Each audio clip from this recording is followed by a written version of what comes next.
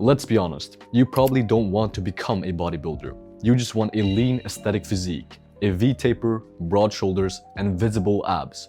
So if your goal isn't to become a bodybuilder, why are you training like one? Because somewhere along the way, we've been convinced that building muscle means living in the gym. But what if that's exactly what's holding you back? If you spend any time on fitness social media, you'll notice almost everyone is preaching the same thing.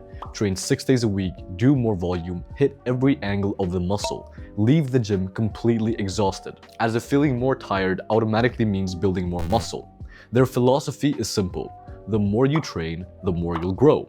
But here's what most people don't realize. Bodybuilders optimize for maximum muscle growth. They're willing to spend twice the time in the gym, do twice the volume, and structure their entire lives around training just to squeeze out the last 5% of muscle growth. You're probably just trying to build an amazing physique while still having time for school, work, friends, and everything else. Those aren't the same goal, so they shouldn't have the same approach. But that's only half the story. Most of the fitness influencers giving the advice aren't even natural, either pinning peptides or steroids. They're able to recover from far more training than the average person. Think about it.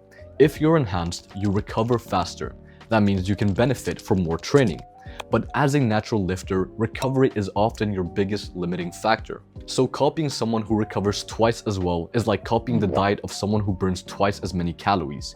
Even if they were natural, their entire life revolves around bodybuilding. Training, eating, recovering, creating fitness content. That's literally their job, but that's probably not your life. You have school, work, friends, family, other goals outside the gym. And when you try to force a bodybuilding lifestyle into a normal life, something usually gives. You stop recovering, you start skipping workouts, or eventually you burn out completely. And honestly, I made the exact same mistake when I first started lifting, and even 2 years in.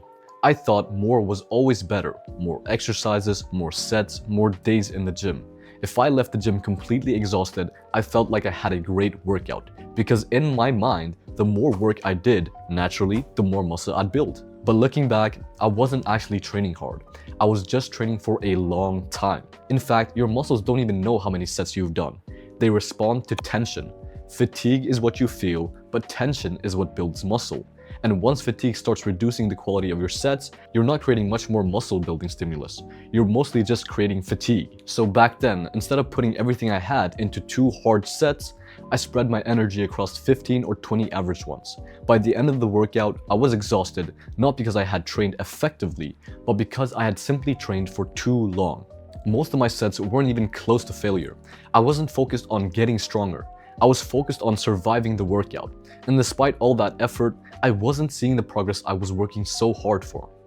So after years of trial and error, I completely changed the way I trained. Instead of training 6 days a week, I started training 3 to 4. Instead of doing 4 sets on every exercise, I focused on just 2 hard sets.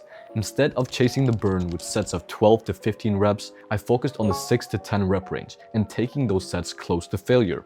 Suddenly, every rep finally had a purpose. I stopped trying to do more work and started trying to make my work matter more. And instead of asking, how much more can I do today? I started asking, how can I beat last week's performance? Whether that meant 1 more rep, a little more weight, or simply better form. Because that's what actually builds muscle. Progressive overload, not just endless volume. And the great thing about training this way is that I could finally focus on getting better over time. Instead of trying to do everything in a single workout, I didn't need to destroy myself every time I walked into the gym. I just needed to train hard, recover, and come back stronger the next time. And when you can actually recover from your training and still have the time and energy to do it week after week, that's when you can make progress for years. And that's exactly what happened to me. Once I stopped trying to do as much as possible and started focusing on making every workout productive, everything changed. The gym actually became enjoyable again. I wasn't dragging myself through 2-hour workouts anymore. I wasn't constantly sore. I wasn't trying to mentally prepare myself for another exhausting session. I actually looked forward to training. I had more energy, more time for everything else in my life, and ironically, that's when I started making the best progress I'd ever made. Not because I started doing more, but because every set finally had a purpose: to get stronger over time. Now, does that mean bodybuilders train wrong? Of course not.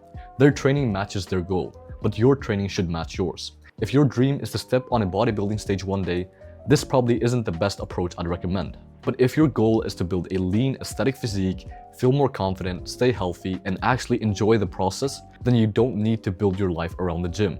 build your training around your life. Focus on getting stronger, train hard, recover well, stay consistent, and let time do the rest. Because the best training program isn't the one that's perfect on paper. It's the one you'll still be following 5 years from now, and the routine that will get you the results you're looking after. If you enjoyed this video and want more no bullshit advice on building a lean aesthetic physique naturally, consider subscribing. Thank you for watching, and I'll see you in the next one.